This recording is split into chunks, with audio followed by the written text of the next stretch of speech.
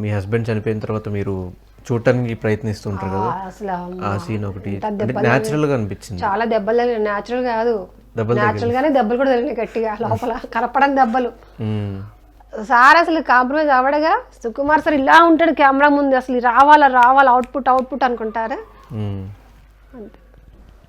అంటారు జాగ్రత్త చెయ్యి అని చెప్తారు, కానీ ఆయనకి సార్కి అయితే రావాలి ఏదైతే అనుకున్నారు. మాకు వచ్చింది చిన్న అవకాశం సార్, ఎక్కడో దెబ్బలు తగులుతాయి, కాలు ఇరిగి చేతులు ఇరిగినా సరే ఇండస్ట్రీకి వచ్చాం కదండి, అన్నం పెడుతుంది కదా, కాబట్టి అస్సలు వెనకడిగేయను సరే. ఏ లైఫ్లో ఏ క్యారెక్టర్, ఒక పిచ్చిదాని క్యారెక్టర్ వచ్చినా వచ్చా సరే నాకు చేతనైనంత వరకు నేను పర్ఫెక్ట్ చేస్తాను సార్. సో ఎన్ని ఇయర్స్ అయింది మీరు ఇండస్ట్రీకి వచ్చి? 10 years అవుతుందండి. 10 years. 10 yearsలో ఎప్పుడు అంటే మీకు చిన్న చిన్న రోల్స్ పట్టము, ఎందుకులే గివప్ ఇచ్చేద్దాం వేరే బిజినెస్ చేసుకోవడము, లేదంటే ఇంకేమైనా పని చేసుకుని అనిపించలేదు? తిరిగి వెళ్ళిపోదాం అనుకున్నాను ఒకనొక టైంలో. ఏంటోనండి, ముఖం మీద మేకప్ వేసుకున్నాక వెళ్ళాలనిపిస్తుంది కానీ మళ్ళీ లాగుతూ ఉంటుంది నీకు, ఏం చేస్తాం వెళ్తే అని చెప్పి. బట్ లైఫ్లో చాలా స్ట్రగుల్స్ చూశానండి ధనుష్ గారు, చాలా చాలా చూశాను. మంచి ఉండింది, చెడు ఉండింది. ఇక్కడ దాకా వచ్చాము మనం. ఏది నేను ఇట్లా కూర్చొని రాని వారిలాగా ఉండిందేమి లేదు. అందరు ఎలా పడ్డారో అంతకు మించే పడ్డాను. హైదరాబాదులో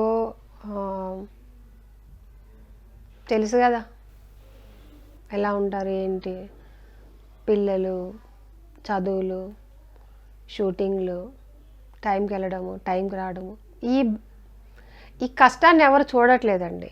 ఈ కష్టాన్ని తప్ప మిగిలిన అన్నీ ఏలెత్తి చూపిస్తారు. ఫైనాన్షియల్గా ఎలా ఉండేది? ఫైనాన్షియల్గా అంటే మీకు తెలుసు, పల్లెటూరులో ఉంటే ఒక మాదిరి ఖర్చు ఉంటుంది, సిటీకి వస్తే ఇంకో మాదిరి ఖర్చు ఉంటుంది.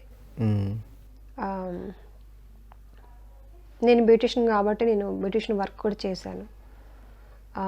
తర్వాత దీంట్లోకి వచ్చిన తర్వాత ఆల్మోస్ట్ పొదుపుగా వాడుకోవడం నేర్చుకున్నాను. ఫస్ట్ విలాసాలకు ఎప్పుడు వెళ్ళలేదు, బయటకి ఎక్కడికి పోను, నా పిల్లలు, నేను, నా ఫ్యామిలీ.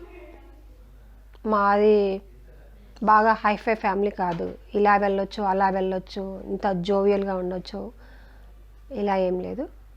ఓకే, దాంట్లో ప్రస్తుతానికి ఒక మంచి ఇల్లు కట్టుకుని అంతేనండి. అంతా పైవాడు చూస్తూ ఉంటాడు. ఎవరికి మనం ఆన్సర్ చెప్పినా చెప్పకపోయినా మనం చేసే ప్రతి ఒక్క పనికి ఒకడు ఉంటాడు, మనం పుట్టించినోడు. ఇది ఒకటి ఉంటుంది, దీనికి తెలుసు మనం కరెక్ట్ చేస్తున్నావా తప్పు చేస్తున్నావా అనే విషయం. మనం దీనికి ఆన్సర్ చేయగలిగితే ప్రపంచాన్ని గెలిచినట్టే. ప్రతి ఒక్కరికి తెలుస్తుంది కదండి.